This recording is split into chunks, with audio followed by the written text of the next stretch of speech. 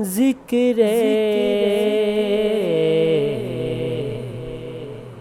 حق علی۔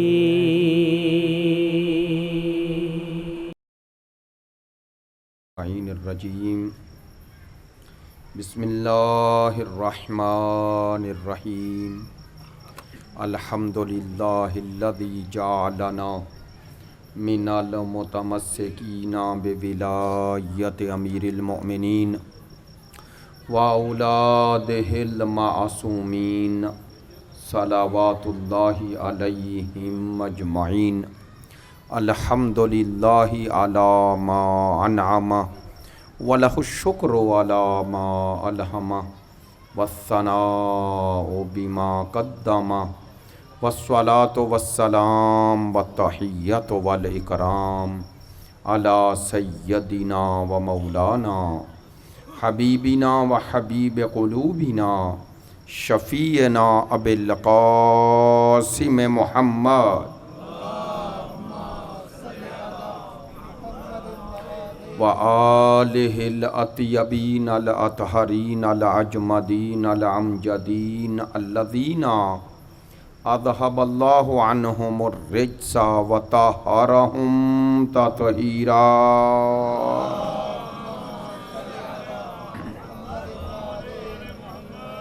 واللعنۃ الدائمۃ علی منکری فضائلہم وغاصبی حقوقہم من الآن الی قیام یوم الدین۔ اما بعد فقد قال سبحانہ وتعالی فی کتابہ المجید بسم اللہ الرحمن الرحیم وجعلناہم ائمۃ یہدون بامرنا واوحینا الیہم فعل الخیرات واقام الصلاۃ وایتاء الزکوٰۃ وَقَانُوا لَنَا عَابِدِينَ۔ صدق اللہ العلی العظیم۔ ان اللہ وملائکتہ یصلون علی النبی یا ایہا الذین آمنوا صلوا علیہ وسلموا تسلیما۔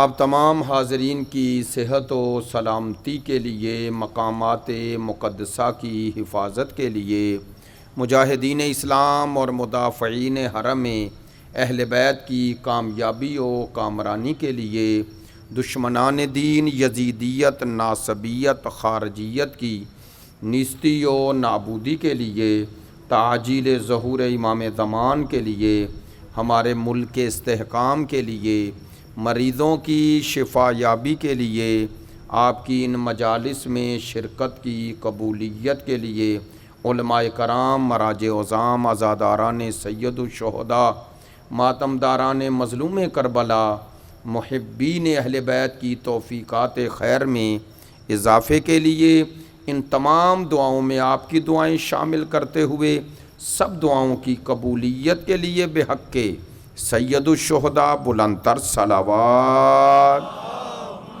صلی علی محمد وآلہ۔ واجب الاحترام معزز و مکرم حاضرین مجلس، محبان اہل بیت، پیروان مکتب ولایت، عاشقان مکتب شہادت، پروردگار کا شکر ادا کرتے ہیں جس نے ان 5 روزہ مجالس میں ذکر اہل بیت کی یہ سعادت عطا کی ہے۔ آپ سب حضرات کا بھی شکریہ کہ آپ نے اپنے قیمتی وقت میں اپنا وقت دے کر اس ذکر اہل بیت کی سعادت میں ہم سب شامل ہوئے۔ پروردگار ہماری اس 5 روزہ اس عبادت کو، اس ذکر اہل بیت کو قبول و منظور فرمائے اور اس کے صدقے میں ہمارے مرحومین کی مغفرت فرمائے۔ پروردگار عالمین جو اس مجالس کا اہتمام و انتظام سے لے کر جو جس حوالے سے اس مجالس کے انعقاد میں اپنی ذمہ داریاں اور خدمات انجام دے رہے ہیں، پروردگار ان سب کی حفاظت فرمائے، ان کی توفیقات خیر میں اضافہ فرمائے۔ پروردگار آپ حاضرین کی تمام مشکلات آسان فرمائے، اولاد صالحہ کی خواہش رکھنے والے ایک برادر 2 دن سے یہ حکم دے رہے تھے، تو اس لیے اور اس کے علاوہ جو دوست نہیں کہہ سکے، خداوند متعال تمام اولاد صالحہ کی خواہش رکھنے والے اولاد نرینہ سے محروم لوگوں کو بحق حضرت علی اصغر اولاد صالح و نرینہ عطا فرما، اور ہماری ملت کے تمام طبقات، جوانوں، بزرگوں، ضعیفوں، بچوں، خواتین، سب کی حفاظت فرما، ہم سب کو لشکر امام زمان میں شامل فرما، ہمیں خدمت دین کرنے کی توفیق عطا فرما، سب دعاؤں کی قبولیت کے لیے بلند تر صلوات، اللہم صلی علی محمد وآل محمد۔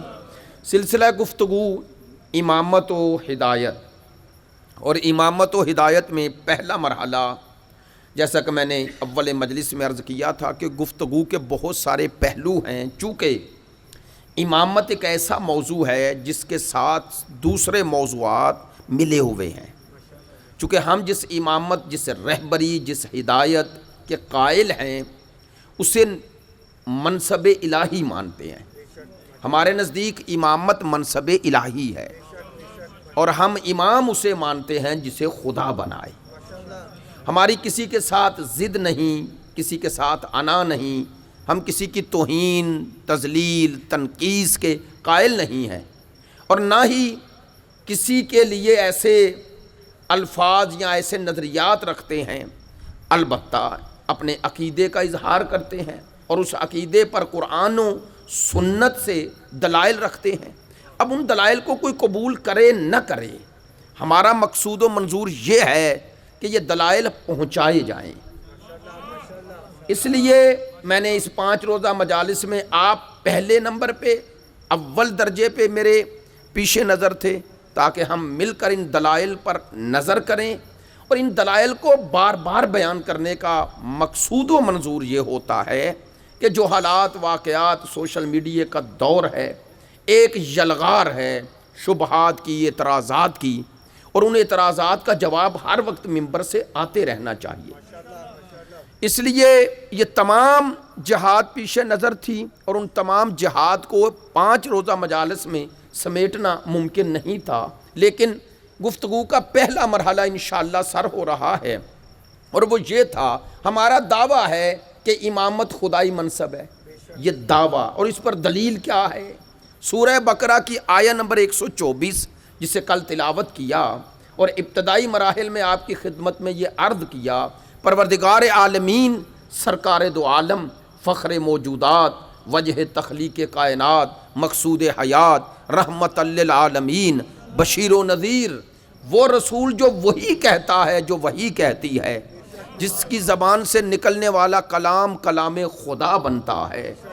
پروردگار نے سرکار دو عالم پر آیات قرآنی کی روشنی میں یہ آیات اتاری ہی اس لیے کہ امت کے لیے امامت اور رہبری کا معنی واضح ہو جائے، اور پروردگار نے امام کے اس منصب کے لیے جس ہستی کا انتخاب کیا، کل اس ہستی کا ابتدائی تعارف پیش کیا تھا۔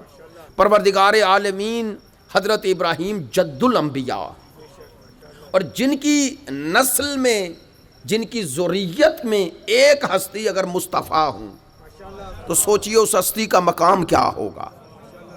پروردگار عالمین نے حضرت ابراہیم علیہ السلام کے اس منصب کا اعلان کیا، اور اعلان سے پہلے وہ شرائط، وہ اوصاف، وہ صفات ذکر کیے جن کے ذریعے پتہ چل جائے امامت کتنا عظیم منصب ہے۔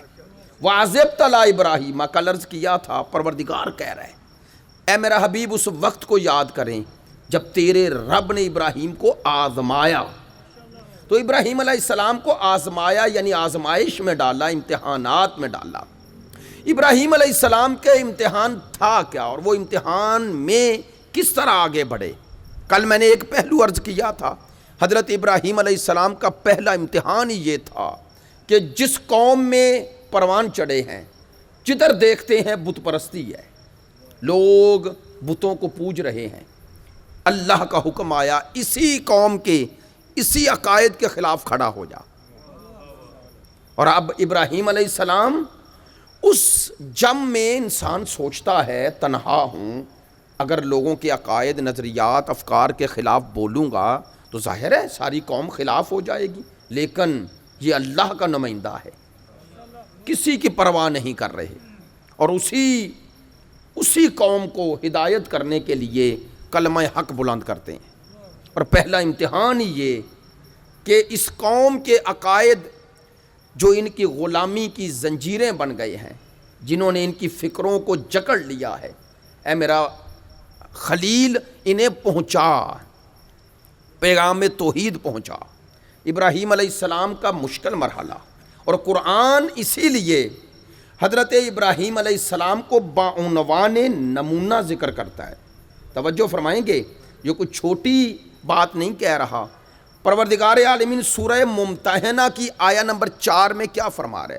قد کانت لکم اسوۃ حسنۃ فی ابراہیم والذین معہ، قد کانت لکم، اور تمہارے لیے یعنی لوگوں کے لیے، ابراہیم اور وہ لوگ کون؟ معہو، جو ابراہیم کی معیت میں تھے۔ توجہ رہے، باتیں تھوڑی سی، جیسا کہ میں روزانہ عرض کر رہا ہوں، کوشش کرتا ہوں تھوڑا سا آپ کی اور اپنی سطح فکری کو بلند کیا جائے، معرفت کا درجہ اور بلند ہو۔ پروردگار حضرت ابراہیم کو بعنوان اسوہ حسنہ، نمونہ عمل پیش کر رہا ہے۔ توجہ رہے، یہ کوئی چھوٹی عزت ہے، چھوٹا احترام ہے؟ آپ جانتے ہیں، آپ کے ذہنوں میں وہ آیت ہوگی، لقد کان لکم فی رسول اللہ اسوۃ حسنہ، تمہارے لیے میرا رسول اسوہ حسنہ ہے۔ خدا اسی قرآن میں ابراہیم کو اسوہ حسنہ بنا رہا ہے۔ تو ابراہیم علیہ السلام تو سرکار سے پہلے ہے نا، تو گویا امت کو بتایا جا رہا ہے کہ مصطفیٰ سے پہلے جو ہستی امت مصطفیٰ کے لیے نمونہ عمل بنی وہ ابراہیم ہے۔ شاید یہ بتانا مقصود ہو کہ مصطفیٰ جس کی ذریت میں ہے وہ خود کیسا تھا، وہ کتنا عظیم تھا۔ تھوڑا میرے ساتھ رہیے گا۔ پروردگار نے حضرت ابراہیم کو اسوہ حسنہ کا معنی ہوتا ہے نیک نمونہ عمل، ماڈل، ایگزامپل، مثال۔ ابراہیم کی حیات طیبہ میں خدا کہہ رہا ہے تمہارے لیے ایک اسوہ حسنہ ہے، بس نا، عظمت کہاں لے گیا خدا، والذین معہو، اور وہ لوگ بھی تمہارے لیے نمونہ عمل ہیں، معہو، جو ابراہیم کی معیت میں تھے۔ اب میں نے لفظ معیت جان بوجھ کے کہا تاکہ آپ تک یہ بات پہنچاؤں، اور تھوڑا میرے ساتھ رہیں گے۔ پروردگار نے حضرت ابراہیم اور ان لوگوں کو نمونہ عمل کہا، لیکن ایک مرحلے میں کہا، وہ میں ذکر کروں گا، اسی آیہ میں ہے، توجہ رہے۔ معہو، جو ابراہیم کی معیت میں تھے۔ اب معیت کا معنی کر رہا ہوں، میں نے یہیں پر دو لفظ استعمال کیے تھے، ایک ہوتا ہے پاس ہونا، ایک ہوتا ہے ساتھ ہونا۔ دیکھیں، یہ میرے سامنے آپ جتنے مومنین تشریف فرما ہیں، مجھے سن رہے ہیں، تو دو طرح کے لوگ ہی ہیں اس مجمع میں بھی۔ کچھ میرے پاس ہیں، کچھ میرے پاس ہیں، ساتھ نہیں۔ ساتھ کون ہے؟ جنہیں میری بات سمجھ میں آئے۔ بعض اوقات بندہ کسی کے پاس ہوتا ہے، ساتھ نہیں ہوتا۔ ساتھ آپ اسی کے ہوتے ہیں جس کو اور جس کے نظریے کو قبول کرتے ہیں، اور اس کا ساتھ ویسے دیتے ہیں جیسے وہ چاہتا ہے۔ کاش میری بات پہنچ جائے۔ معہو، خدا نے یہ نہیں کہا کہ تمہارے لیے نمونہ عمل وہ لوگ ہیں جو ابراہیم کے پاس تھے، فرمایا وہ نمونہ عمل ہیں جو ساتھ تھے۔ نہیں، اگر ابھی بھی بات نہیں پہنچی، یہی آیت اسی رخ سے دوسری جگہ بھی پڑھ لو، محمد رسول اللہ، محمد اللہ کے رسول ہیں، والذین معہ، جو پیغمبر کے ساتھ ہیں۔ نہیں، جملہ یہ کہوں گا، اگر آپ تک پہنچ گیا اور آپ نے اس طرف توجہ فرمائی اور اس تناظر میں آپ نے یہ لفظ سنا ہو تو پھر ہی میری بات سمجھ میں آئے گی۔ ذرا مشکل ٹرم ہے لیکن توجہ فرمائیں گے۔ میں نے بار بار کہا معہو، جو پیغمبر کی معیت میں ہے، ساتھ ہیں۔ اللہ نے جہاں بھی قرآن میں ذکر کیا ہے نا پیغمبر کے حوالے سے، تو یہی لفظ کہا معہو، جو میرے نمائندے کے ساتھ ہیں. تو خدا بتانا چاہ رہا تھا کچھ پاس رہتے ہیں کچھ ساتھ رہتے ہیں. والذین معہ میں وہ شامل ہیں جو ساتھ ہوں. نہیں جملہ بدل دوں, کچھ مصاحبت میں رہتے ہیں معیت میں نہیں. مصاحبت میں آنا اور بات ہے, معیت میں آنا اور بات ہے. توجہ رہے تب بات پہنچے گی. چونکہ میں بات جس تناظر میں کر رہا ہوں یہ ریکارڈ بھی ہو رہی ہے تاکہ دوسروں تک بھی پہنچے تو ہمارا نقطہ نظر پہنچے. اسی لیے میں نے لفظ ماہو پہ زیادہ زور دیا, لیکن آپ چونکہ توجہ نہ کر سکے معذرت چاہتا ہوں, جسارت کر رہا ہوں. شاید اس حوالے سے جس طرح میں چاہتا تھا اور آسان کرتا ہوں. یہ آیت تو قرآن مجید میں پڑھی ہے نا, ورکعوا مع راکعین, رکوع کرو رکوع کرنے والوں کے. اب اس کا معنی کیا ہے؟ اس کا معنی آپ یہی فرمائیں گے, میں آپ کی زبان بن جاتا ہوں. اگر مثال کے طور پر یہاں جماعت ہو رہی ہے, نماز کی جماعت, کچھ مومنین اٹھے وضو کیا پیچھے کھڑے ہو گئے پیش نماز کے, کچھ بیٹھے رہے. توجہ بھائی, وہ جو پیچھے کھڑے ہو گئے تو وہ پڑھ رہے ہیں جیسے پیش نماز پڑھ رہا ہے, ایسے ہی ہے نا. جب وہ رکوع کرتا ہے تو یہ رکوع کرتے ہیں, وہ سجدے میں جاتا ہے تو یہ سجدے میں جاتے ہیں. ارکان نماز میں بھی واجبات نماز میں بھی اس کے ساتھ ہیں. اور وہ جو یہاں بیٹھے ہوئے ہیں وہ پاس ہیں,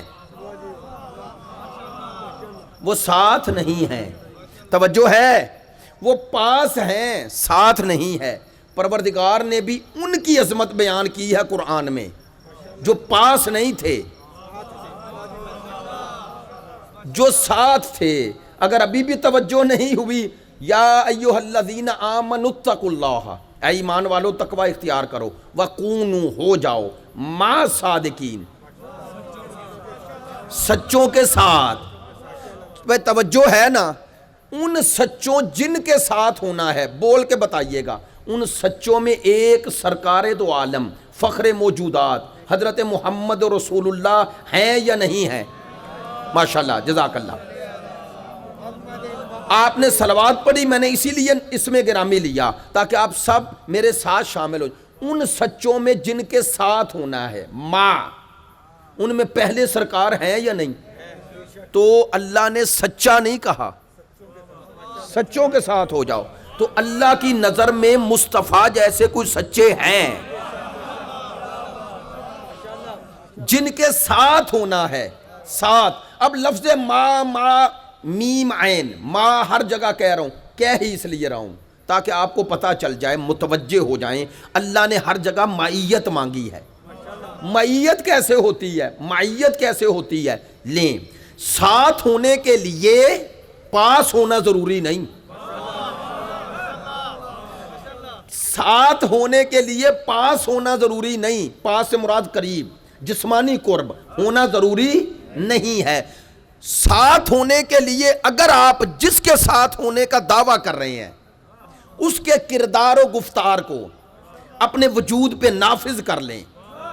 نہیں توجہ فرمائی, اسے اپنے عقیدے اور عمل پر نافذ کر لیں اور اپنے عمل اور عقیدے میں اس کی پیروی کریں, تو آپ پاس نہ بھی ہوں ساتھ ہیں.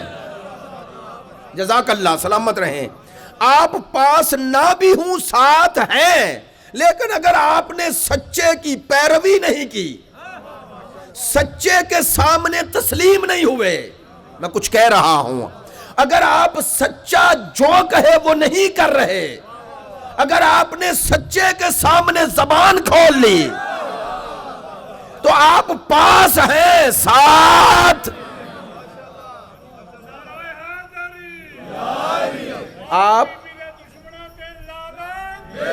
آپ پاس ہیں ساتھ نہیں ہیں. یا ایھا الذین آمنوا اتقوا اللہ وکونوا مع الصادقین. اللہ نے ماں کہا اس لیے تاکہ قیامت تک فرق واضح ہوتا رہے کہ سچے کے پاس جانا اور بات ہے, سچے کے ساتھ ہونا.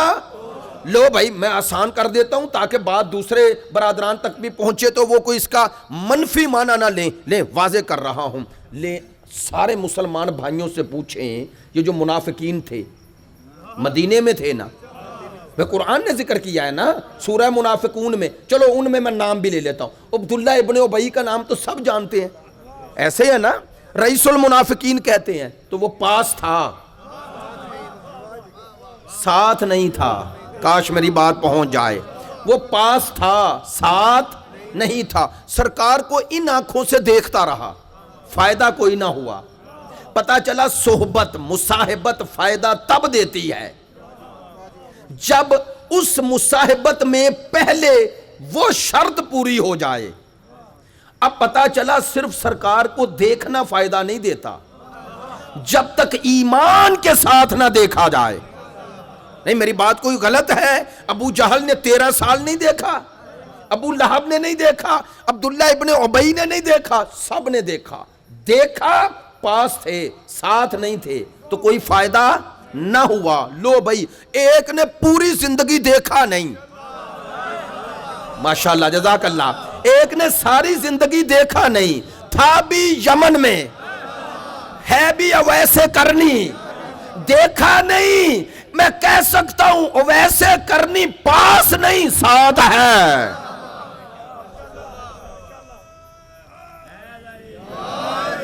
لے اب ممبر سے یہ جملہ کہہ رہا ہوں, ممبر سے کہہ رہا ہوں کہ یہ والذین معہو جو کہا نا, تو یہ معہو سے اللہ نے وسعت دی ہے.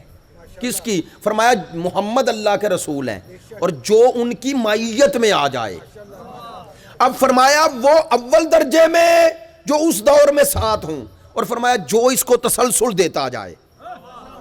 بات ذرا مشکل ہے لیکن آپ تک پہنچی, مجھے خوشی ہوئی. جو اسے تسلسل دیتا جائے وہ ماں میں شامل ہوتا جائے گا. نہیں اب آپ کے لیے بھی جملہ کہہ دوں, اسی لیے آقا و مولا پردہ غیبت میں ہے, وہ سچوں کی مصداق ہیں. وہ کونو ما صادقین کا صادق اتم و اکمل, چونکہ حقیقی سچا ہوتا ہی معصوم ہے, باقی سب نسبی سچے ہیں, یعنی ایک جہت سے سچے ہیں, لیکن جو تمام جہات سے سچا ہو وہ معصوم ہوتا ہے. اسی لیے کہہ رہا ہوں آقا و مولا پردہ غیبت میں ہیں. اب آپ شامل ہونا چاہتے ہیں نا معیت میں, مصاحبت میں شامل نہ بھی ہوں, معیت میں شامل ہو سکتے ہیں. کیسے؟ جو کچھ 11 نے کہا ہے وہ کرتے جاؤ تو 12ویں کی معیت میں شامل ہوتے جاؤ گے. ایک صلوات بلند آواز سے پڑھیے.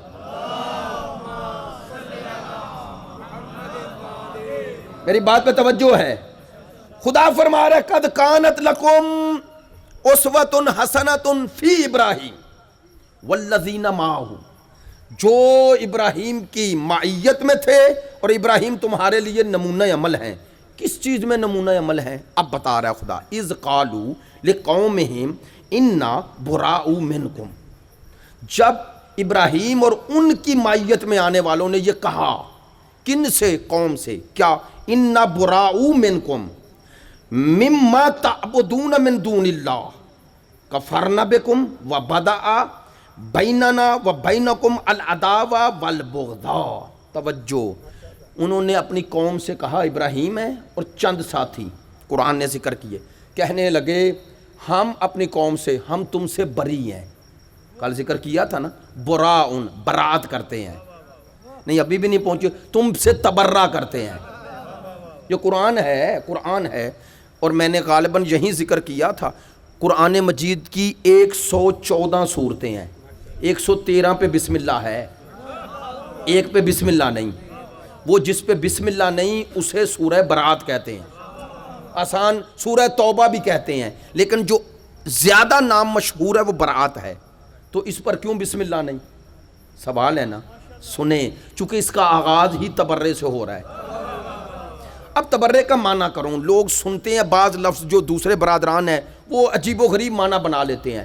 قرآن نے کہا ہے, حضرت ابراہیم نے کہا میں تم سے برات کرتا ہوں, یعنی تم سے تبرہ کرتا ہوں.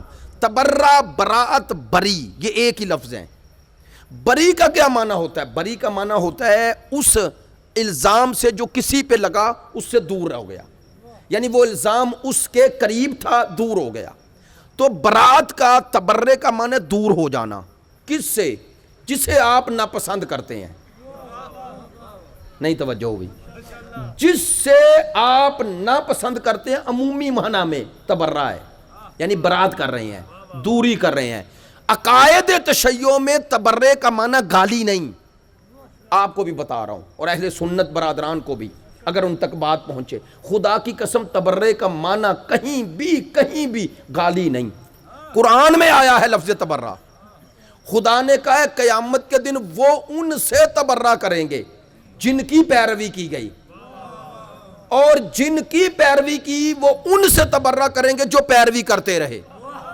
اب میں نے لفظ ذرا مشکل کر کے بیان کیا تو آپ متوجہ نہ ہوئے، آسان لفظوں میں اللہ کہتا ہے وہاں کچھ پیر اور مرید ایسے ہوں گے جو دونوں ایک دوسرے پہ تبرہ کر رہے ہوں گے، یعنی ایک دوسرے سے دور بھاگ رہے ہوں گے، ان سے برات کر رہے ہوں گے کہ ہمارا تم سے کوئی تعلق نہیں۔ لو یہی برات ہے، برات یہ ہے کہ ان سے دور ہونا، ان سے جنہیں آپ ناپسند کرتے ہیں۔ اب بتا رہا ہوں شیعہ مذہب میں ناپسند کسے کرتے ہیں؟ ہم کنہیں ناپسند کرتے ہیں؟ سن لو گے، ہم انہیں ناپسند کرتے ہیں جنہیں آل محمد پسند نہیں ہے۔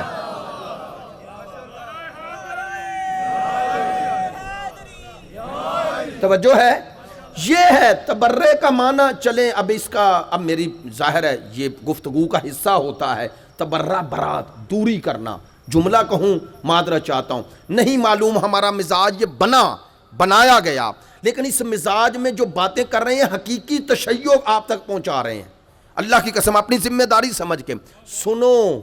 ایک تبرہ ہوتا ہے زبان سے، زبان سے تبرہ ہوتا ہی نہیں، دوری پڑھی نہیں جاتی، دوری کی جاتی ہے۔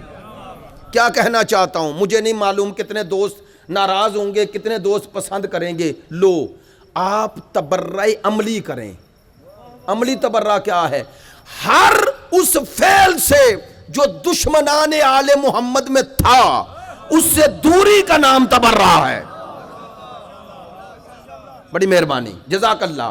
نہیں کہہ دوں جملہ، خدا کی قسم جو کچھ یزید میں تھا وہ حسینیوں کو اپنے اندر سے نکال لینا، ان کا ہر عمل تبرہ ہے۔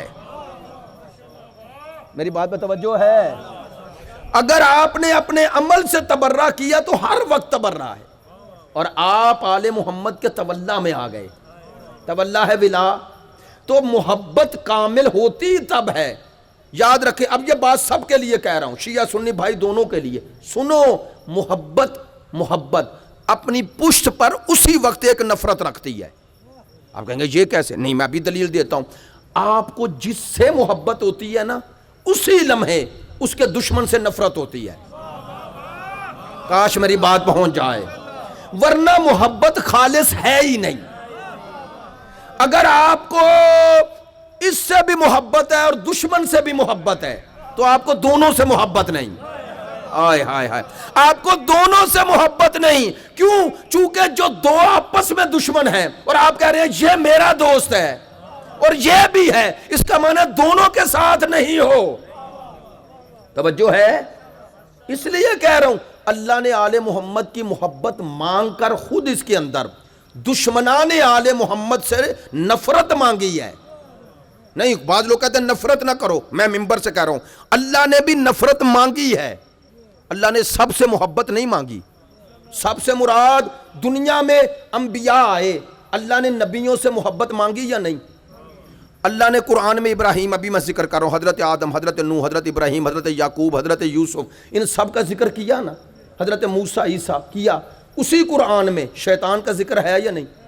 بولیے، نمرود کا، فرعون کا، حضرت موسیٰ کے مقابلے پہ آنے والوں کا، حضرت عیسیٰ کے دشمنوں کا ذکر ہے یا نہیں؟ سرکار کا ہے، مومنین کا ہے، صالحین کا ہے، متقین کا ہے، مومنین کا ہے، تو اسی قرآن میں مشرکین کا ہے یا نہیں؟ اسی قرآن میں کافرین کا ہے یا نہیں؟ ظالمین کا ہے یا نہیں؟ منافقین کا ہے یا نہیں؟ تو اللہ تو نے صالحین، مومنین، متقین کا ذکر کر کے ساتھ ہی مشرکین، کافرین، منافقین کا ذکر کیا کیوں؟ کہا اسی لیے کیا ان سے تولا کرو، ان پہ تبرہ کرو۔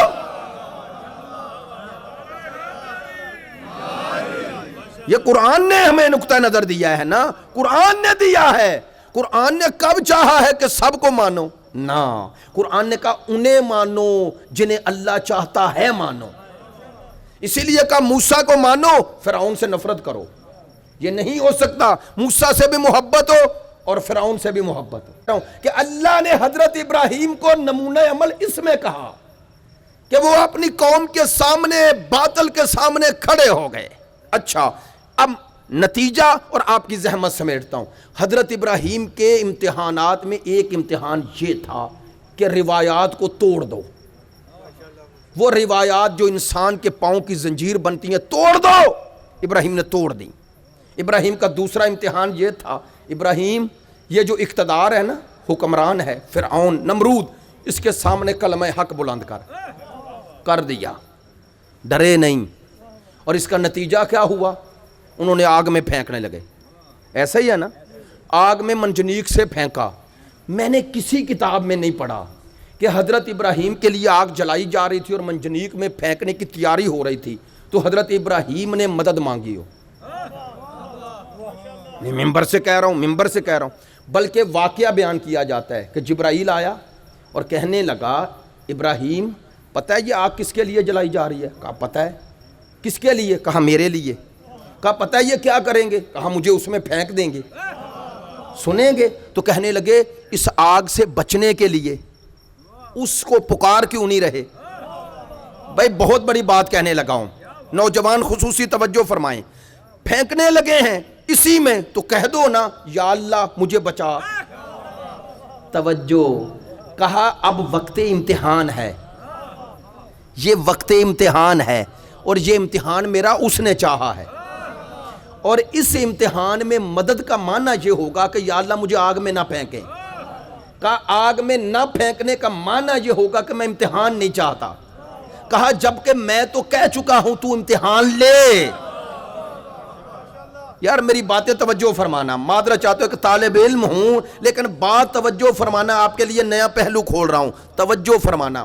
حضرت ابراہیم علیہ السلام نے اس منجنیق سے اس آگ میں پھینکنے تک مدد نہیں مانگی۔ ہاں مانگا کیا؟ بے نیاز ہو گئے خدا سے؟ نہ، بے نیاز نہیں ہوئے۔ اس پروسیس میں مانگا کیا؟ استقامت، کہ مجھے استقامت دے، مجھے ہمت دے۔ کیا ہمت دے؟ کہ اس امتحان میں میرے پائے ثبات میں لغزش نہ آئے، میرے قدموں میں لغزش نہ آئے۔ یار توجہ فرمانا، جب استقامت دکھائی اور آگ میں پھینکا تو اب آگ گلزار ہو گئی۔ آگ گلزار کب ہوئی؟ جب استقامت دکھائی۔ تو اللہ کے اس نمائندے نے قیامت تک کے لیے ہم سب کو یہ درس دے دیا کہ اللہ کے نمائندے کون ہوتے ہیں۔ فرمایا جب ان سے امتحان لیا جائے تو وہ امتحان سے فرار کی راہ نہیں ڈھونڈتے، ہائے ہائے، وہ اس وقت استقامت مانگتے ہیں، فرار نہیں۔ توجہ ہوئی میں یہ بات کر کیوں رہا ہوں؟ سنو، لوگ کہتے ہیں اگر امام حسین سے خدا راضی تھا تو یہ کربلا میں بارش کیوں نہ برس گئی؟ کہتے ہیں نا بھئی یہ جدھر حسین پاؤں مارتے کنویں اٹھ جاتے، وہ پانی ہی پانی ہوتا۔ ہو سکتا ہے، ہوتا، واقعاً ہوتا، تو پھر کیوں نہیں کیا؟ کہتے ہیں اس لیے اللہ نے نہیں چاہا۔ سننا نانا، وہ چاہتا تھا، یہ نہیں چاہتا۔ میں ذمہ داری سے کہہ رہا ہوں، وہ چاہتا بھی تو حسین نہیں چاہتا۔ کیوں؟ چونکہ حسین جانتے ہیں یہ وقت مدد نہیں، یہ وقت امتحان ہے۔ ہائے ہائے ہائے ہائے ہائے ہائے، جزاک اللہ، سلامت رہو۔ میری بات پہ توجہ رہے گی، ماشاءاللہ پڑھے لکھے دوست ہیں، میری اس بات کو اپنے دل و دماغ میں جگہ دیں۔ برملا کہہ رہا ہوں، ممبر سے کہہ رہا ہوں، حسین ابن علی کا کربلا میں امتحان تھا، اسی لیے قدم قدم پر استقامت ہے۔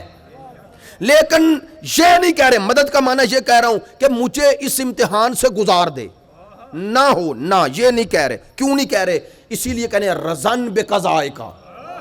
یار توجہ فرمانا، تیری قضا، تیرے فیصلے پر راضی ہوں، یہ ہے معنی۔ حسین جانتے ہیں خدا چاہتا ہے کہ اس وقت امتحان میں استقامت دکھاؤں. اس لیے حسین سب دے کے استقامت دکھا رہے ہیں, سر سجدے میں رکھ کے بتا رہے ہیں جو ہوا میری نظر اس کی قضا پر ہے, میں اسے عذاب نہیں سمجھ رہا, میں اسے امتحان سمجھ رہا ہوں. اب حسین نے عصر عاشور تک جو استقامت دکھائی تو آگے بڑھی, اور اسی استقامت کو کربلا کے اسیروں نے وہ دربار شام تک دکھایا. نتیجہ دے رہا ہوں, جتنا امتحان خدا چاہتا تھا کربلا والوں نے دیا. اب اس امتحان میں استقامت کا نتیجہ کیا اللہ نے دیا؟ اللہ نے کہا حسین تو اور تیرے ساتھیوں نے استقامت دکھائی, اب میری مدد آ گئی. کیا مدد آئی؟ کہا جسے مٹانے کے لیے یزید نے پورا زور لگایا اب وہ نہیں مٹے گا. توجہ ہے؟ ہاں, کہا اب حسین رہے گا. اب قیامت تک کے لیے فَاذْكُرُونِي أَذْكُرْكُمْ, یہ ہے معنی. حسین تو نے مجھے یاد رکھا. فَاذْكُرُونِي کا یہ معنی ہے تو نے مجھے یاد رکھا, میرا ذکر کیا, اب میں تیرا ذکر کروں گا. نہیں, جملہ بدل رہا ہوں. حسین تو نے کربلا میں وہ کیا جو میں چاہتا تھا, اب میں وہ کروں گا جو تو چاہتا ہے. وَمَا تَشَاءُونَ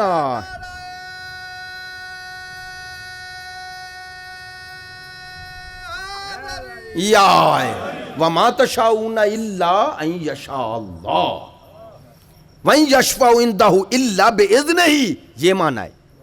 اسی لیے قیامت کے دن سب سے طویل صف حسین ابن علی کی ہوگی, شفاعت کی صف میرے مولا کی ہوگی. یہ ہے اب یہ تابع مرضی خدا, یہ رضائے خدا کا جلوہ بن گئے. تو ابراہیم تیرے دو امتحان. تیسرا کیا ہے؟ کہا یہ جو بت پڑے ہیں نا انہیں توڑ دے. توڑ دیا یا نہیں؟ توڑا نا. حضرت ابراہیم کے توڑے ہوئے بت پھر کعبے میں آ گئے, آئے یا نہیں؟ تو اللہ کو تو معلوم تھا کہ جو ابراہیم توڑ رہے ہیں پھر آ جائیں گے, تو کہا ہی کیوں کہ توڑ دے. اللہ نے کہا پھر بھی توڑ. کیوں؟ کہا تجھ سے ہو رہی ہے امامت کی ابتدا, میں قیامت تک کے لیے ایک نمونہ عمل دینا چاہتا ہوں کہ دنیا کو پتا چل جائے امام بت شکن ہوتا ہے, بت پرست نہیں. امام بت پرست نہیں ہوتا, بت شکن ہوتا ہے. اب فرق ہے. جو ابراہیم نے توڑے تو آ گئے, جو فخر ابراہیم نے توڑے تو دوبارہ نہیں آئے. نہیں, توجہ, جو ابراہیم نے توڑے تو آ گئے, فخر ابراہیم نے توڑ کے باہر پھینکے تو دوبارہ نہیں آئے. لیکن پھر بھی اسی فخر ابراہیم کا آخری اسی کعبے سے آئے گا. تو کیوں آئے گا؟ چونکہ علی نے بتوں کو توڑ کے پھینکا لیکن بت پرست رہ گئے, تو وہ آخری آ ہی اس لیے رہا ہے کہ اب بت پرستوں کے چنگل سے کعبے کو آزاد کر دوں. میری بات پہ توجہ ہے؟ لو, میں جلدی میں بات کہہ رہا ہوں لیکن ہے بہت خوبصورت جملہ. آپ اگر یاد کریں گے جب بھی دعا دیں گے, میں نے شعبان کے اس جشن میں یہ جملہ کہا تھا, کبھی سوچنا نا میرا آقا و مولا امام زمان کعبہ سے آئیں گے, تو سوچا کیسے اور کیوں آئیں گے. یہ کیوں کا سوال سمجھانے کے لیے کر رہا ہوں, ورنہ وہ مشیت خدا کے تابع ہیں. بھئی کربلا آئیں, نجف آئیں, کاظمین آئیں, مشہد آئیں. آج تو دیکھ رہے ہیں آل محمد کے ماننے والے سارے ادھر ہیں, لیکن میرا امام پھر بھی کعبے آ رہا ہے. کیوں؟ اللہ چاہتا ہے دنیا حق پہچان لے. کیسے؟ اللہ نے کہا آخری بھی وہیں سے آئے گا جہاں سے پہلا آیا ہے.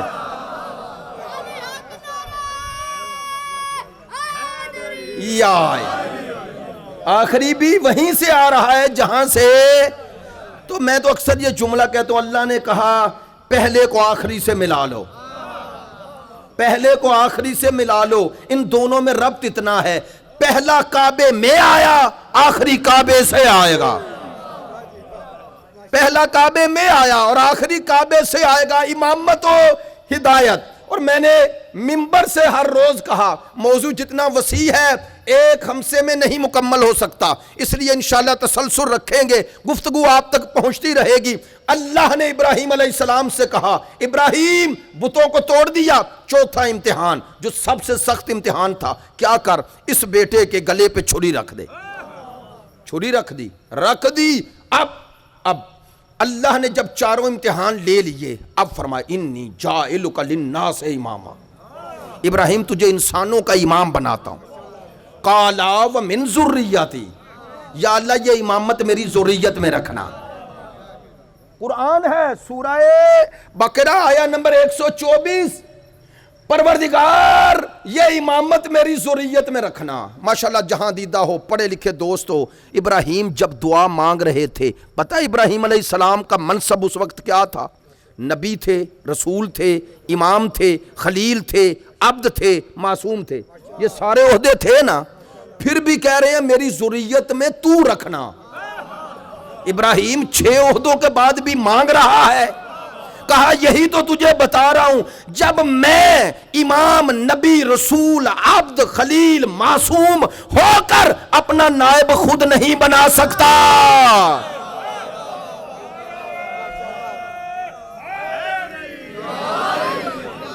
کہا یہی تو تمہیں سمجھا رہا ہوں، جو حق مجھے نہ ملا وہ حق امت کو کیا ملے گا؟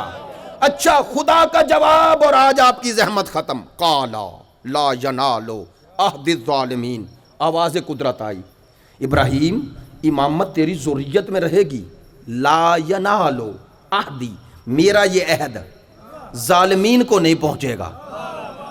عہدی، میرا عہد، یہ عہدی سے ہی عہدہ نکلا ہے، یعنی گویا خدا بتا رہا ہے امامت میرا عہدہ ہے، لوگوں کا نہیں، میرا ہے۔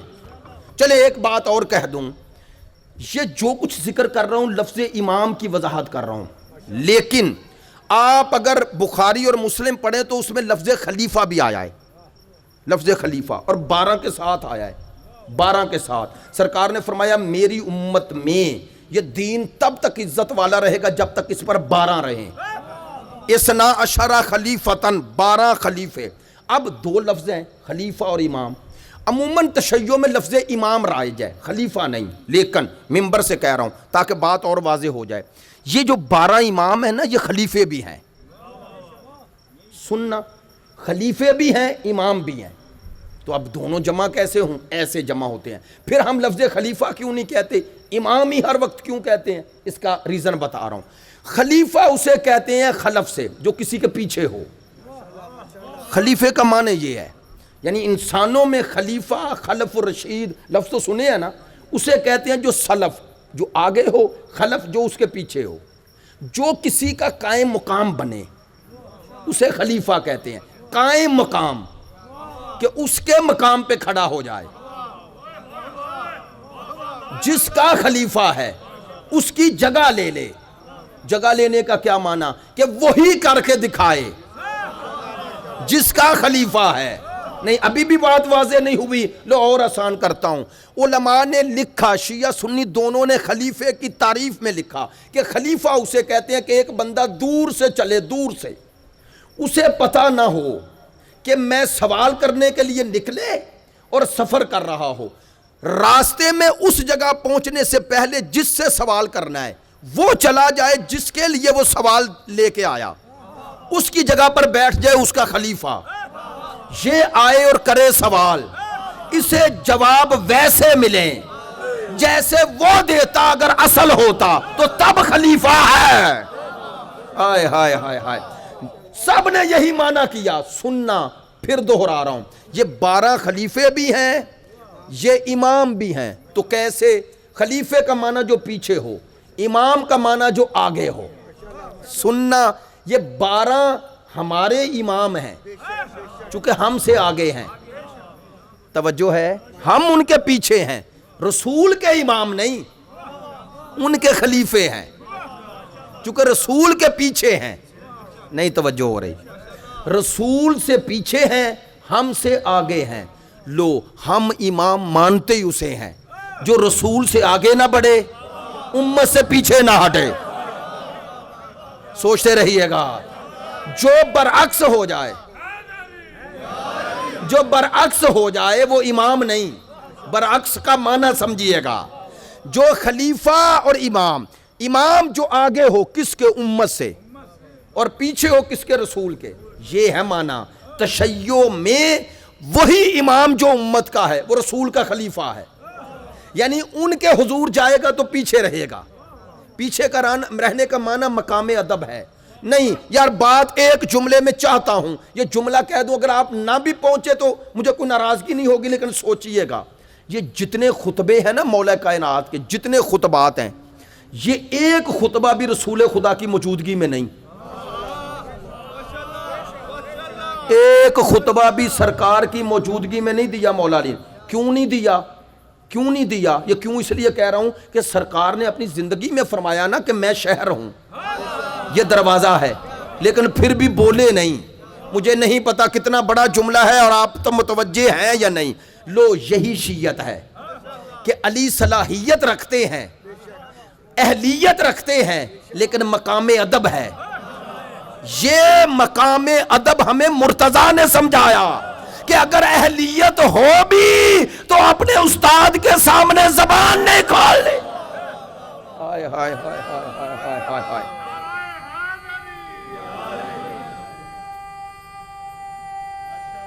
بہت شکریہ یا بھائی، سلامت رہیں، پروردگار آپ سب کی توفیقات میں اضافہ فرمائے۔ دیکھیں میں نے بالکل اس چیز کا لحاظ نہیں کیا، کیوں؟ چونکہ مجالس ہوتی ہیں، پے در پے ہو رہی ہیں، صبح بھی رات بھی، اور پھر یہ بھی خمسے چل رہے ہیں، تو جس قدر آپ تشریف لائے میں نے بالکل اس حوالے سے ایک دن بھی اپنے آپ کو اس طرح لوگوں کو دیکھ کے مجلس نہیں پڑھی، چونکہ میں لوگ گنتا نہیں ہوں۔ میرے نزدیک یہ آپ جو نظر آ رہے ہیں آپ تھوڑی مجلس میں شامل ہیں، بھئی اس مجلس میں وہ بھی شامل ہیں جس کی ڈیوٹی اللہ نے لگائی ہے۔ ایسا ہی ہے نا، تو انشاءاللہ ہم ذکر اہل بیت کی جو سعادت حاصل کر رہے تھے، آخری پہلو یہ نوجوان بھائیوں کو لا ینال حد الظالم، یہ امامت میرا عہدہ ظالموں کو نہیں پہنچے گا۔ ظالم سے کیا مراد؟ توجہ ہے، ظالم کہتے کسے ہیں؟ ظالم کہتے اسے ہیں کہ جس کا جو حق نہیں، وضع الشیء علی غیر محلہ، جو کسی کا محل نہیں اسے وہاں بٹھا دینا۔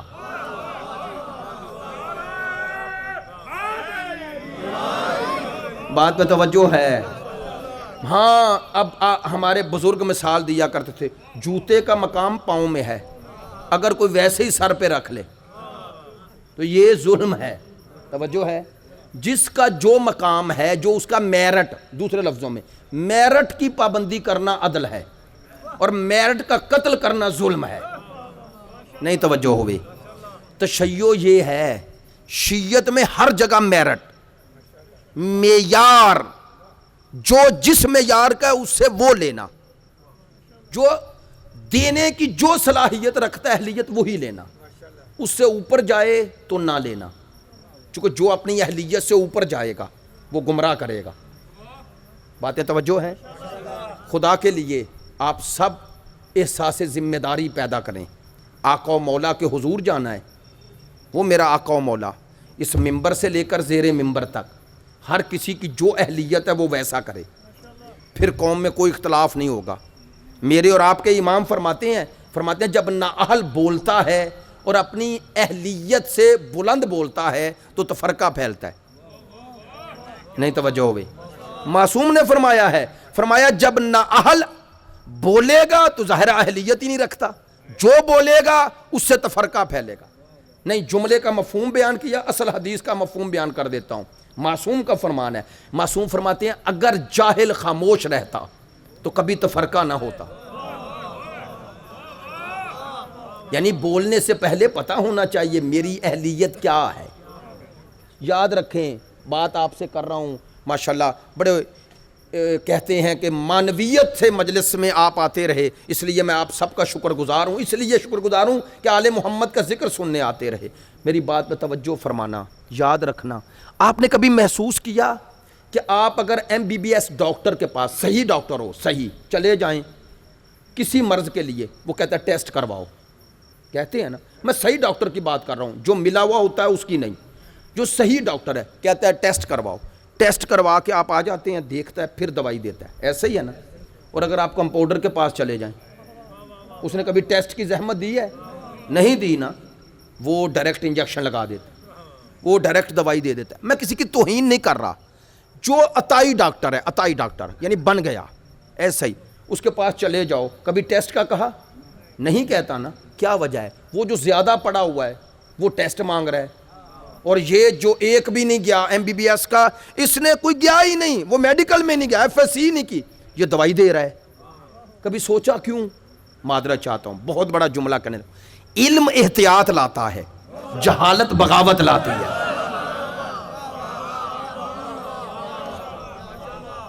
علم احساس پیدا کرتا ہے.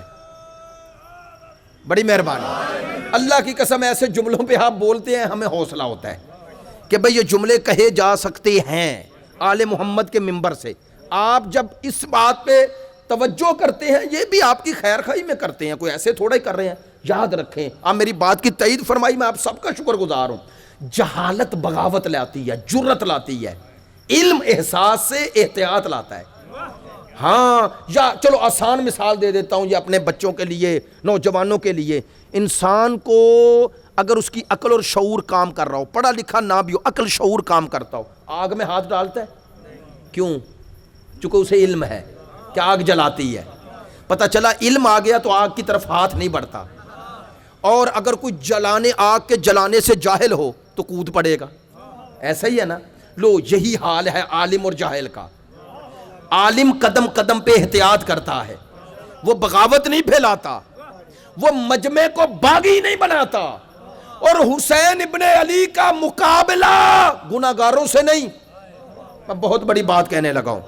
خدا کی قسم اگر یزید گناہگار ہوتا، میرا حسین اس کے مقابلے پہ نہ آتے، اسے سمجھاتے. یزید گناہگار نہیں تھا، باغی تھا. باغی کون ہوتا ہے؟ جو صرف گناہ کرے نا، جو گناہ کرنے کے لیے دلیلیں دے، جو گناہ کو پرموٹ کرے، جو گناہ کی قباحت کو مٹائے، جو گناہ کے بارے میں اللہ نے حدود رکھی ہیں انہیں توڑے، انسانوں کو بغاوت پہ آمادہ کرے، اللہ کے احکام کے مقابلے پر بغاوت پہ آمادہ کرے. ایک ہی جملہ کہنا ہے اور آپ نے لطف بھی لے لینا ہے، اور انشاءاللہ یہ مسئلہ آپ کے لیے حل بھی ہو جانا ہے اور دعا دیں گے. سنو، خدا کی قسم یزید گناہگار نہیں، باغی تھا. حسین مقابلے پہ آ گئے. حر باغی نہیں، گناہگار تھا.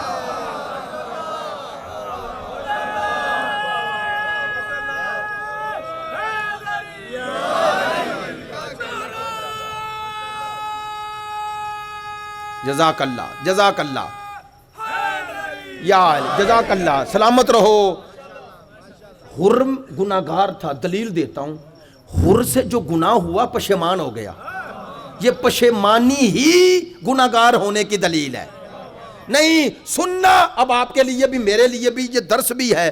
نوجوان پوچھتے ہیں قبلہ گناہ ہو گیا، توبہ کیا ہے؟ لو ایک جملے میں بتا رہا ہوں. آپ کا پریشان ہو جانا، پشیمان ہو جانا اور پلٹ آنا، یہی توبہ ہے. ہاں، حر کی یہی توبہ تھی، پلٹ آیا. یہ ہے امام چاہتے ہیں تم پلٹ آؤ، باغی نہ بنو. معصوم سے پوچھا گیا کہ یبن رسول اللہ، آپ ہم سے کیا چاہتے ہیں؟ مولا آپ کا تقاضا کیا ہے؟ ہم کبھی گناہ نہ کریں. امام نے فرمایا چاہتے یہی ہیں، لیکن کرو گے کیوں؟ فرمایا گناہگار ہو، معصوم تو ہو نہیں. مولا پھر آپ کیا چاہتے ہیں؟ امام نے فرمایا ہم یہ چاہتے ہیں اگر تم سے گناہ ہو جائے تو پلٹ آؤ، توبہ کر لو. پتہ ہے توبہ کیا ہے؟ ہر عمل کی توبہ اس سے پلٹ آنا ہے. مثلا نماز نہیں پڑھتے، گناہ ہے. توبہ کیا ہے؟ نماز پڑھنا شروع کر دو. خدا کی قسم منبر سے کہہ رہا ہوں، جتنی نمازیں چھوٹی ہیں انہیں پڑھتے جاؤ، توبہ ہوتی جائے گی. جو گناہ جیسے کیا پلٹ آئے، نہ کرنے کا تہیہ، یہی توبہ ہے. خدا نے کہا امامت ظالموں کو نہیں پہنچے گی. ظالم یعنی جو اس حدود الہی کو کراس کرے. ایک جملہ ضرور کہنے دو. اللہ نے کہا امامت ظالموں کو نہیں پہنچے گی. ظلم کا ایک مصداق قرآن نے بیان کیا. یہی ہمارا عقیدہ ہے بھائی. بات سمیٹ رہا ہوں.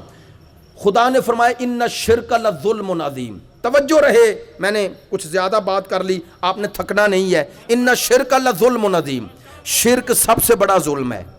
لو بھائی, اللہ نے کہا امامت ظالموں کو نہیں پہنچے گی, اور ظلم کا سب سے بڑا مصداق یہ ہے شرک. اس کا معنی ہے جو مشرک ہے اسے امامت نہیں ملے گی. نہیں, یہ تو سارے مانتے ہیں کہ مشرک کو امامت کیسے ملے, تو اللہ نے کیوں کہا ظالموں کو نہیں ملے گی تیری ذریت میں؟ تو خدا نے بتایا تیری ذریت میں بھی جو ایک دن بھی شرک کرے گا, کاش میری بات پہنچ جائے, فرمایا اگر ایک دن بھی شرک کرے گا سب کچھ ہو سکتا ہے, امام نہیں. ہم یہی کہتے ہیں جس کے ماضی میں ایک دن بھی شرک رہا ہو وہ شرک سے توبہ کر کے مسلمان بن سکتا ہے, مومن بن سکتا ہے, جنتی بن سکتا ہے, کتب بن سکتا ہے, ابدال بن سکتا ہے, امام نہیں بن سکتا.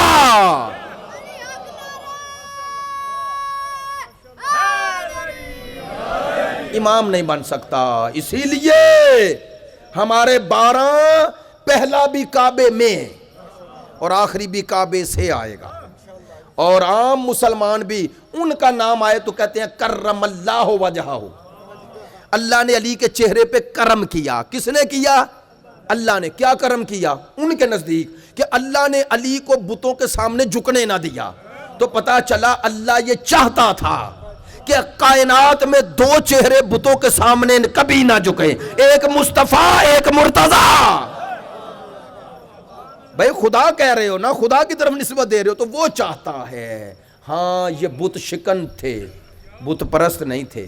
اسی لیے جب ایک بت پرست نے دین کو مٹانا چاہا تو حسین میدان میں آ گئے. بس ایک جملہ اور آپ کی زحمت ختم. معذرت چاہتا ہوں کہ ماہ سفر ہے, ماہ سفر میں چہلم ہے. چہلم پر انشاءاللہ مصائب متعلقہ پڑھیں گے جو عالم. میں چاہتا ہوں ایک اپنے حصے کا ایک جملہ آپ کی خدمت میں کہہ دوں. یہ 12 اماموں میں 11 امام ہمارے شہید ہیں, ایسے ہی ہے نا. 14 معصوموں میں 13 معصوم شہید ہیں. لیکن جو روایات ہیں وہ صرف چہلوں میں حسین کی ہیں. ممبر سے کہہ رہا ہوں زیارت 40 صرف امام حسین کی ہے, ایسے ہی ہے نا. تو امام حسین کے 40 کو اہمیت دینے کے کئی اسباب ہیں. چونکہ مصائب پڑھ رہا ہوں, ایک مصائب کا جملہ کہتا ہوں. علامہ نکن کا جملہ ہے. کسی نے پوچھا تھا علامہ نکن سے, آپ کے 11 امام شہید, ان میں 10 اماموں کا چہلم نہیں, حسین کا چہلم کیوں مناتے ہیں؟ کہنے لگے حسین کا بھی نہ مناتے, اگر انہیں منانے دیا جاتا جن کا منانا حق تھا. ہائے ہائے ہائے ہائے. میں نے پہلی مجلس میں جملہ کہا تھا, کائنات میں ایسا خاندان کہاں ملے گا. ہمارے ذاکر ایک جملہ کہا کرتے تھے, کائنات میں ہمیشہ دیکھا کہ قاتل کو قیدی بنایا جاتا ہے, مقتول کے رشتہ داروں کو نہیں. حسین تو اتنا مظلوم ہے کہ 11 بھائی قتل ہو گئے اور قیدن بھی زینب ہے. اجرکم من اللہ, اجرکم من اللہ. پتہ ہے بھائی کا چہلم سیدہ نے آ کر کربلا میں کیا ہے, اور یہ اللہ کی حکمت تھی. لیکن میں کربلا میں جو چہلم پہ جناب سیدہ کا ورود ہے وہ نہیں پڑھوں گا, وہ انشاءاللہ اسی دن چہلم کے دن جو پڑھیں گے وہی. میں چاہتا ہوں مدینے آنا پڑھوں. کس کا؟ نانا کے شہر میں آ رہی ہے. الحمدللہ, آپ اللہ کی قسم میں خوش آمد نہیں کر رہا, بڑی محبت سے سنتے ہیں. نانا کے شہر میں نواسی آ رہی ہے. مجھے بتاؤ یار, یہ صرف نانا کا شہر ہے؟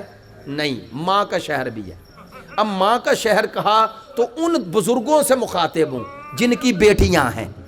یہ عیدیں آئیں, یہ شب برات آئے, یہ خوشی کے دن آئیں, تو خدا کی قسم بیٹی کو سب سے زیادہ خوشی تب ہوتی ہے جب باپ کے شہر جا رہی ہے, میکے جا رہی ہو. ایسا ہی ہے نا. اور جیسے ہی اس شہر کے قریب پہنچتی ہے اس کے چہرے کا رنگ خوشی میں بدل جاتا ہے. کسی عمر میں بھی بیٹی ہو, جب تک ماں باپ زندہ ہوتے ہیں بیٹی کی یہ خواہش ہوتی ہے کہ ہر تہوار پہ ماں باپ سے ملوں، ایسا یہ رشتہ ہی ایسا ہے، لیکن خدا کی قسم کائنات میں واحد زینب ہے، واحد علی کی بیٹی، یعنی جملہ بدل دیتا ہوں، واحد بطول زادیاں ہیں۔ میرا اور آپ کا چوتھا امام، جو کتابوں میں پڑھا وہی آپ تک پہنچا رہا ہوں، ساتھ محاری ہے، نام بشیر ہے، بشیر ابن مدلم نام لکھا ہے۔ کہتے ہیں بشیر آگے آگے چل رہا ہے، ایک دفعہ امام نے سامنے مدینے کی دیواریں نظر آئی، اس وقت شہر کی دیواریں ہوتی تھی نا، مین دروازہ ہوتا تھا۔ کہتے ہیں جیسے ہی دیواریں نظر آئی نا، میری اور آپ کی آقا زادی سیدہ ام کلثوم سلام اللہ علیہا نے مدینے کی دیوار پہ نظر پڑی تو ایک نوحہ پڑا۔ پتہ ہے کیا نوحہ پڑا؟ یا مدینہ تجدینا، اور میرے نانا کے مدینے لا تقبلینا۔ اس کا ترجمہ میں ایسے کرتا ہوں، کاش ہم زندہ نہ آتے۔ کہتے ہیں جیسے جیسے آگے قافلہ بڑھ رہا ہے، گریے کی صدائیں بلند ہو رہی ہیں۔ چند قدموں پہ، میں نے ایسے ہی پڑھا ہے، یا چند فرلانگ پہ کر لیں، میرے چوتھے امام نے کہا بشیر قافلہ روک۔ بشیر نے قافلہ روکا، کہا اونٹوں کو بٹھاؤ، ناکے بٹھائے گئے، بیبیوں کو اتارا گیا، فرمایا یہاں ایک عارضی خیمہ لگا، خیمہ لگایا، بیبیوں سے کہا خیمے میں بیٹھ جاؤ، بیٹھ گئی۔ بشیر جاؤ مدینے والوں کو بلا کے لاؤ، سنیں گے۔ بشیر کہتا ہے مولا میں نے سوال تو نہیں کیا، ہاتھ جوڑ کے کچھ پوچھوں؟ پوچھو۔ کہا یہ چند قدموں پہ نانا کا روزہ ہے، محلہ بنی ہاشم ہے، اور آپ نے بیبیوں کو روکا، کوئی خاص سبب ہے؟ امام نے کہا تو غیرت مند ہے، آنکھیں اٹھا کے دیکھ نہیں رہا تھا، لیکن میں نے دیکھا جیسے جیسے مدینہ قریب آ رہا ہے، بیبیوں کے چہروں پر موت کی زردی آ رہی ہے، سنیں گے؟ کہا وہ میری پھپھی جو شام میں نہیں مرے، اگر اسی طرح لے گیا تو مر جائے گی۔ میں چاہتا ہوں میری پھپھی کے دل کو تسکین ملے۔ کیسے؟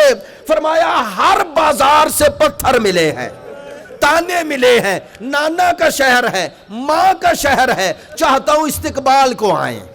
بشیر یہ سن کر چلنے لگا، مڑا، یا ابن رسول اللہ کس کس کو بلا کے لاؤں؟ کہا کسی کا نام نہیں لینا۔ پھر کہا تیرا باپ شاعر تھا، مولا میں بھی شاعری کرتا ہوں آپ کے حق میں۔ کہا نوحہ پڑھ، عرب ہے، شاعر ہے۔ چلا مدینے کی گلیوں میں آیا بشیر، اور پتہ ہے کیا نوحہ پڑھ رہا ہے؟ یا اہل یثرب لا مقام لکم، مدینے والوں مدینہ رہنے کی جگہ نہیں رہی۔ خود ہی کہتا ہے میں بشیر ہوں، میں محب اہل بیت ہوں، مجھ پر اعتراض نہ کرنا، مجھے پتا ہے مدینے میں رسول اور بطول ہیں، میں اس لیے نہیں کہہ رہا کہ مدینہ رہنے کی جگہ نہیں رہی۔ سن لو سبب کیا ہے۔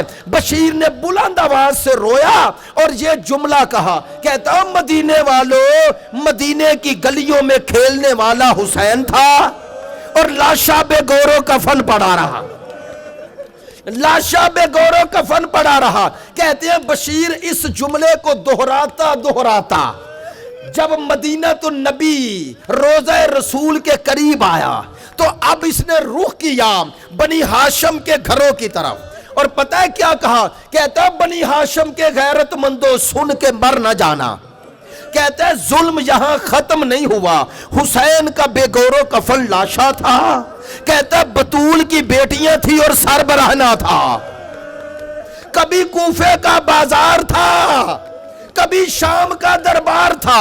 یہ کہنا تھا بشیر کی پشت پر، کہتا ہے میں نے دیکھا تو نہیں، ایک آواز آئی، او منادی کیا کہہ رہا ہے؟ کہتے چونکہ آواز خاتون کی تھی میں نے پلٹنے کی جسارت نہیں کی۔ کہتے ہیں اسی حال میں نے کہا بی بی جو کہہ رہا ہوں سچ ہے۔ بی بی نے کہا بتا کیا ہوا کربلا میں؟ بی بی حسین کا لاشا بے گورو کفن پڑا رہا، اور بتا بی بی علی و بطول کی بیٹیاں تھی اور شام کا بازار اور شرابی کا دربار اور سر برہنہ کھڑی رہی، یہ کہنا تھا۔ بشیر کہتا ہے اس بی بی نے کہا یہ جو کچھ تو بتا رہا ہے بتا، جب زینب بازار اور دربار میں گئی عباس کہاں تھا؟ عباس کہاں تھا؟ کمرے بنی ہاشم کہاں تھا؟ اب بشیر کہتا ہے میں نے کہا بی بی عباس حسین سے پہلے زین چھوڑ گئے۔ اچھا مجھے بتا عباس نے زین کیسے چھوڑی؟ بشیر کہتا ہے میں کربلا میں نہیں تھا لیکن میں نے سنا ہے عباس کے سر میں گرز لگا۔ اب بی بی نے کہا مجھے پہچانتا ہے؟ نہیں بی بی میں آپ کو دیکھ ہی نہیں رہا تو پہچانوں کیسے؟ بی بی نے کہا میں تعارف کرواتی ہوں، میں ام البنین ہوں، میں عباس کی ماں ہوں، عباس کی ماں ہوں۔ یہ کہنا تھا بشیر نے یوں ہاتھ جوڑے، بی بی تجھے تیرے چاروں بیٹوں کا پرسہ دیتا ہوں۔ کہا پرسہ نہ دے، تم نے میرے بیٹے کی توہین کی ہے۔ حیران ہو کے پوچھتا بی بی میں اور کمرے بنی ہاشم کی توہین کروں؟ کہا ہاں۔ بی بی کون سی توہین کا جملہ کہا ہے؟ بی بی نے کہا یہ جو تو نے کہا عباس کے سر میں گرز لگا۔ بی بی اس میں توہین کا کون سا پہلو ہے؟ سن رہے ہیں عزادارو سادات و مومنین، ہاتھ جوڑ کے کہہ رہا ہوں۔ بی بی نے کہا تو نے کہا عباس کے سر میں گرز لگا، تو مان گیا، میں ماں ہوں میں نہیں مانوں گی۔ بی بی کیوں نہیں مانے گی؟ کہا میں کیسے مانوں کہ میرے شیر کے بازو بھی سلامت ہو اور کوئی اتنا قریب آ جائے کہ عباس کے سر میں گرز مار لے۔ اب بشیر کی چیخ بلند ہوئے، رو کے کہتا بی بی آپ سچی ہیں لیکن آپ کے شیر کے سر پہ گرز تب لگا جب دونوں بازو کٹ گئے۔ اب بی بی کا ایک جملہ سن لینا، میں نے بہت زحمت دی، روتے روتے بی بی نے رخ کیا جنت البقیع کی طرح، اور پتہ ہے کیا کہا؟ روتے روتے کہا بطول راضی رہنا۔ اگلا جملہ سنو، اگلا جملہ سنو۔ بی بی نے اب بشیر کی طرف مخاطب ہو کے یہ پوچھنے کے انداز میں نوحہ پڑا۔ بی بی نے کہا تم عرب ہو، جانتے ہو جب کوئی دوڑتے ہوئے گھوڑے سے گرے تو سہارا ہاتھوں کا لیتا ہے۔ اللہ جانے میرا شیر کیسے زین سے زمین پر آیا ہوگا۔ ایک دفعہ بی بی روئی اور اب عباس کے لیے نہیں روئی، عباس کے لیے نہیں روئی۔ پتہ بی بی نے کیا کہا؟ علامہ ذیشان حیدر جوادی لکھتے ہیں، کہتے ہیں بی بی نے 4 لکیریں کھینچی، کہا یہ میرے چاروں بیٹوں کی قبروں کے نشان ہیں۔ پھر ایک علیحدہ لکیر کھینچی، جو بنی ہاشم کی عورتیں ساتھ کھڑی تھی نا، بی بی نے کہا یہ میرے چاروں بیٹوں کی قبروں کے نشان ہیں، مجھے ان کا پرسہ نہ دینا۔ بی بی پھر کس کا پرسہ دیں؟ کہا یہ جو میں نے الگ نشان بنایا ہے۔ بی بی یہ کس کی قبر کا ہے؟ کہا اسی کا جس کی ماں نہیں ہے۔ بی بی بتاؤ، کہا مجھے پرسہ دینا تو حسین کا دینا۔ بیویوں نے کہا یہ تیرے بیٹے نہیں چاروں، کہا یہی تو رونے کا مقام ہے۔ عباس کی ماں زندہ ہے، حسین کی ماں، مجھے میرے حسین کا پرسہ دو۔ اللہ لعنت اللہ علی القوم۔ خدایا تجھے کمرے بنی ہاشم کا واسطہ، خدایا تجھے باب الحوائج کا واسطہ، پروردگار حاضرین کی تمام حاجات پوری فرما، حاضرین پہ اپنی رحمتیں نازل فرما۔ ان مجالس میں جو کچھ کہا گیا اسے اپنے حضور شرف قبولیت عطا فرما۔ پروردگار اگر کوئی غلطی گستاخی ہوئی ہے اس سے درگزر فرما۔ پروردگار اسے ہمارے لیے، میرے والد کے لیے، حاضرین کے تمام مرحومین کے لیے ذخیرہ آخرت بنا۔ پروردگار بحق محمد و آل محمد قلب یوسف زہرا امام زمان کو ہم سے راضی و خوشنود فرما، ہمارا شمار ان کے منتظرین میں فرما، ہمارے دلوں کو امام زمان کے صدقے میں ان کی طرف اور اپنی طرف متوجہ فرما، ہمارے دلوں میں احساس گناہ پیدا فرما۔ پروردگار ہمیں توفیق توبہ عطا فرما۔ پروردگار حضرت حر کی طرح ہمیں بھی لشکر امام زمان میں شامل فرما۔ پروردگار اولاد صالحہ کی خواہش رکھنے والوں کو اولاد صالح عطا فرما، جنہیں یہ اولاد عطا کی ہے انہیں امام کی مرضی اور تعلیمات کے مطابق ان کی تربیت کرنے کی توفیق عطا فرما۔ پروردگار کفر جہانی امریکہ، اسرائیل، آل سعود، آل یہود، آل ہنود کو نیست و نابود فرما۔ پروردگار پوری دنیا میں حقیقی مجاہدین کی مدد فرما، انہیں کامیابی اور کامرانی عطا فرما، یزیدیت، ناصبیت اور خارجیت کا کلا کما فرما، مومنین میں، محبین اہل بیت میں اتحاد و اتفاق قائم فرما، بحق محمد و